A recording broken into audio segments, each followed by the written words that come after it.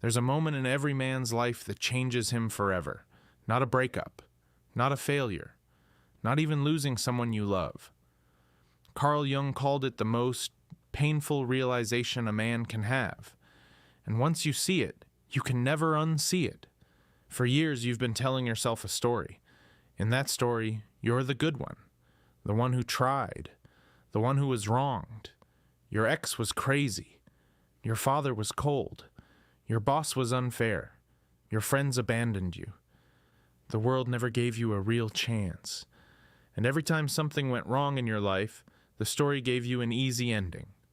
It wasn't your fault. Then one day, something cracks. Maybe you're lying in bed at 3 a.m. Maybe you're sitting in your car outside your house, unable to walk inside. Maybe you're looking at your reflection in a bathroom mirror, and for the first time, you don't recognize the man staring back. And the thought arrives. Quiet, cold, uninvited. What if I'm the problem? Not partly. Not sometimes. Not in a small way you can still explain away. What if the reason the same thing keeps happening to you is that you keep bringing it with you? This is what Jung called the confrontation with the shadow, and he believed it was the hardest thing a man would ever do, harder than war, harder than loss, because every other pain has someone else to blame. This one doesn't. The shadow is everything you refuse to see in yourself, the anger you pretend isn't there, the jealousy you bury under kindness, the selfishness hiding behind all your sacrifices, the weakness you cover with noise.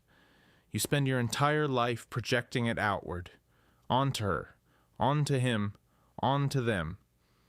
Because if the problem is out there, you don't have to change. But the man you become is decided in that one moment, the moment you stop projecting. Most men never get there. They die defending the story. They go to the grave convinced the world owed them something. And Jung said something chilling about these men. He said they don't suffer less. They suffer more. Because the shadow they refuse to face still runs their life. It just runs it in the dark. The few men who survive the realization come out different, not broken, not defeated, quieter. They stop arguing about who was right. They stop replaying old conversations in their head. They stop needing the world to admit it wronged them, because they've met the part of themselves that was wrong, and it didn't kill them. Jung called this individuation, becoming a whole man instead of a half man wearing a mask. And he said it only begins on the other side of one brutal sentence. I am not the hero of this story. I am the shadow I've been running from. If you've ever had that thought and pushed it away, understand something. That thought wasn't your enemy.